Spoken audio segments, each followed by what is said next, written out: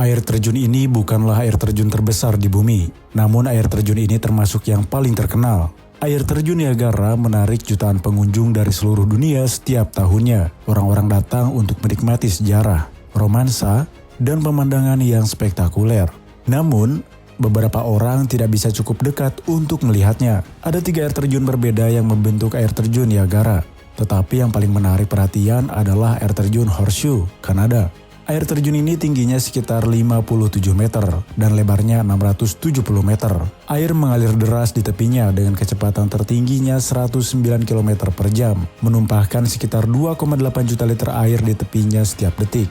Melihat ketinggian, kecepatan, dan kekuatan alaminya, sulit dipercaya bahwa ada orang bisa selamat saat melewati air terjun Niagara. Padahal, hal itu sudah dilakukan beberapa kali. Apakah itu keterampilan atau keberuntungan? Bagaimana kamu bisa selamat saat jatuh ke air terjun Niagara? Dan inilah bagaimana jika jatuh ke air terjun Niagara.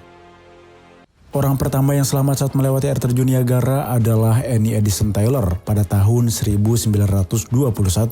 Di ulang tahunnya yang ke-63, ia merangkak ke dalam tong kayu, ek, dan besi dan melayang tepat di tepi air terjun. Taylor melakukan aksi ini demi uang dan ketenaran, tetapi dia tidak memperoleh banyak uang untuk aksinya itu. Meski demikian, para pemberani yang ingin mengikuti jejaknya tidak patah semangat. Pada tahun 1928 misalnya, Jean Lucier melompati air terjun Niagara dengan bola karet dan baja berukuran 182 cm yang dilapisi 32 ban dalam. Lucier selamat dari loncatan itu dan menghabiskan sisa hidupnya dengan menjual souvenir kepada wisatawan. Tidak semua pemberani seberuntung Taylor dan Lucier.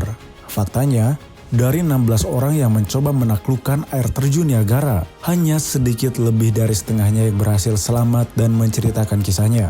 Sampai saat ini, hanya 5 orang yang selamat dari jatuh tanpa perlindungan di air terjun Canadian Horseshoe. Yang pertama dan termuda adalah Roger Woodward pada tahun 1960.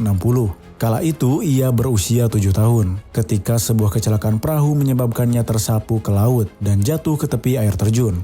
Woodward diselamatkan tak lama kemudian dan pulih sepenuhnya setelah menghabiskan hanya 3 hari di rumah sakit untuk dirawat karena gegar otak. Saat ini, peristiwa itu masih disebut sebagai keajaiban di Niagara. Sebagian besar penyelamat dan pakar di Niagara menganggap kisah-kisah tentang orang yang selamat tanpa perlindungan sebagai keberuntungan belaka.